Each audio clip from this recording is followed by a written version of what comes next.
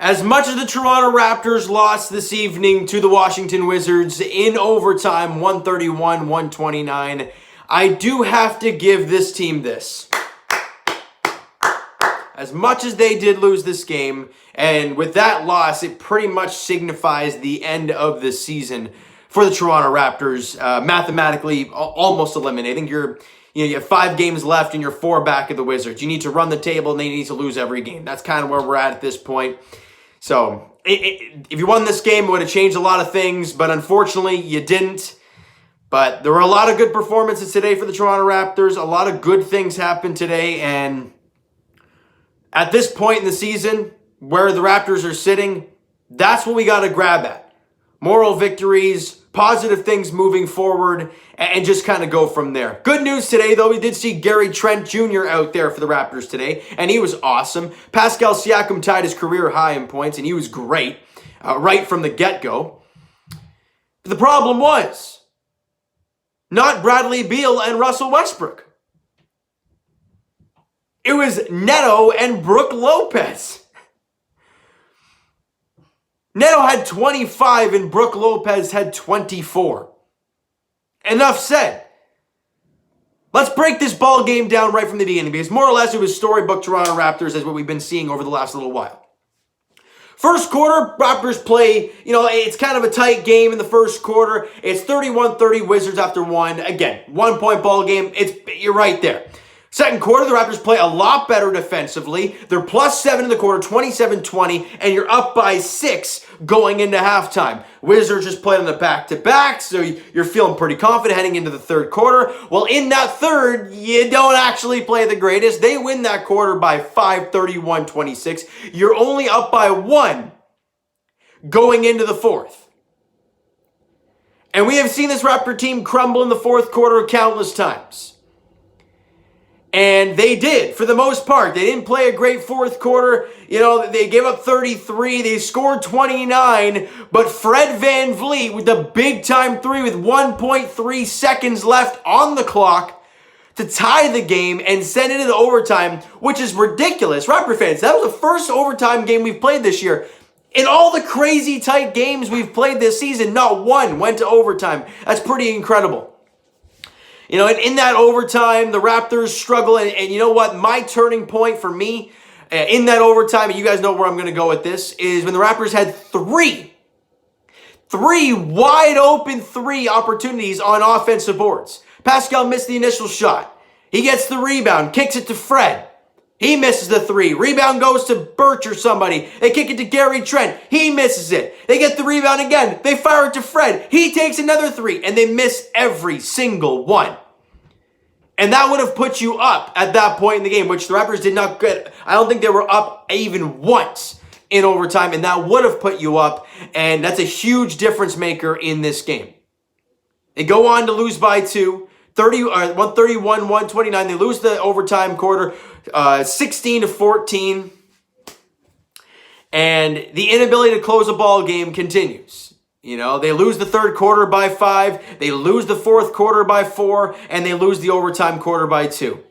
It seems to be what's going on with this team over the last little while. They have not been able to close games right. I don't know what exactly it is. People can't really pinpoint it. I love what Pascal did today, but I do not like that no one else touched the ball late in this game today. I don't like that Gary Trent Jr. didn't touch the ball today. He was shooting the ball well.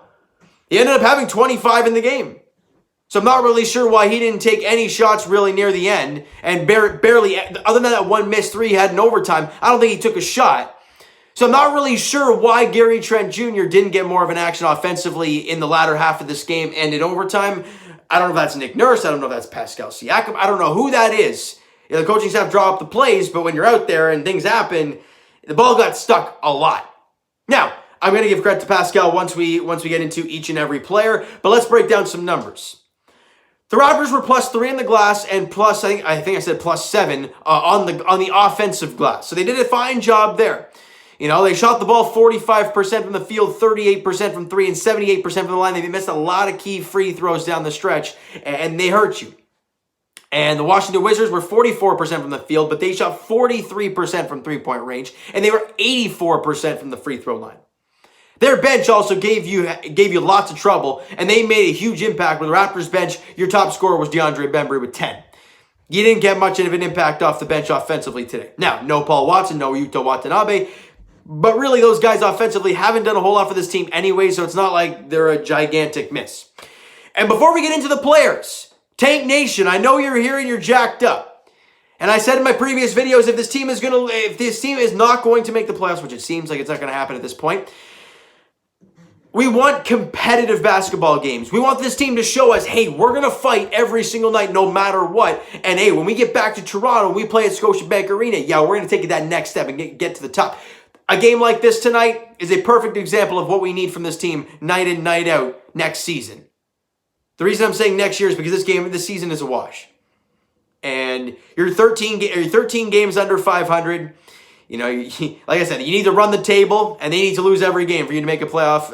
I just think I want this team to look competitive every single night. Now, don't be surprised, since you're basically out of it, to see more of Malachi Flynn, to see more of Harris, right? Joe Harris. You know, Jalen Harris. Get ready. You might see more of him moving forward because you want to start getting a look at these younger players. Don't be surprised if Pascal takes the night off, Fred takes the night off. You probably not Gary Trent because he had quite a bit of time off for his the contusion that he had.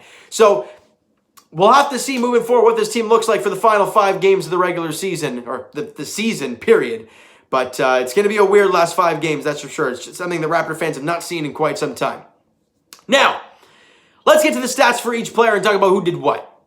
Khem Birch at the 5 has done nothing but good for the Toronto Raptors this season, and he continues to impress everybody. 17 points, 9 boards, 1 dime, shot 7 of 11, had 1 steal, 4 blocks in the game. He had a great game, did Khem Birch. He's really sound, and he's a really good player all around. That's what Khem Birch has kind of stabilized the 5, and he's looked really, really good for the Toronto Raptors this season since coming over from the Magic. And Gary Trent Jr., as I mentioned, 25 points for him, 3 boards, 1 dime, shot 8 of 16 from the field, was 5 of 10 from three-point range. It is what it is. You know, he played a great game in his first one back. Would have loved for him to get more touches down the stretch and in the overtime 5 minutes, but alas, that did not happen. Fred VanVleet. People are going to yell at Pascal Siakam. Even though he had 44 and 11, people are going to find a way to yell at Pascal, but for some reason not yell at Fred VanVleet. Fred had 19 points, 6 boards. Yeah, well, Fred hit the tying 3. He had 19 points, 6 boards, 5 dimes, shot 7 for 25. 3 of 11 from 3. He had 2 steals. 7 for 25 and 3 of 11 from 3. It's not good enough.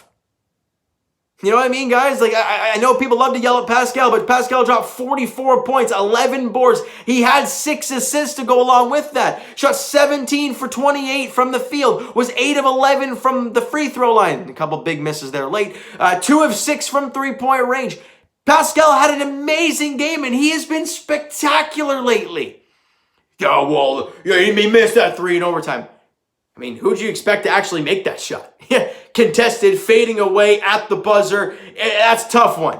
And I'm not blaming Pascal at all for this loss. The reason I gave this team a round of applause to start because they played damn hard all game long. Did they lose and did it basically end their season? Yeah, it did. But the fight and the effort, that's what I care about right now. I'm not worried about playoffs. I'm not worried about play-ins. I worry about heart and soul, and that's what this team played like today. They played hard. Now, like I said, DeAndre Bembry was your best scorer off the bench. 10 points, 5 boards, 1 dime, shot 3 of 6 from the field, was 2 of 3 from three-point range, and he had a couple steals. It was good to see him out there make an impact off the bench, but he didn't get anything from anybody else. So there's the numbers from today's game, and also Tank Nation, with the Chicago Bulls. I'm going to make this very clear. If people watching this video still, I applaud you for that.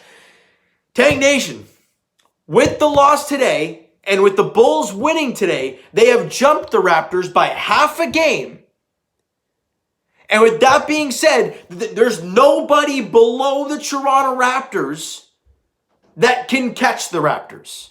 Or that you know, basically if we lose every game and like I think it's OKC that's below us, they win every game, we lose every game. I don't even think it's mathematically possible for them to catch us.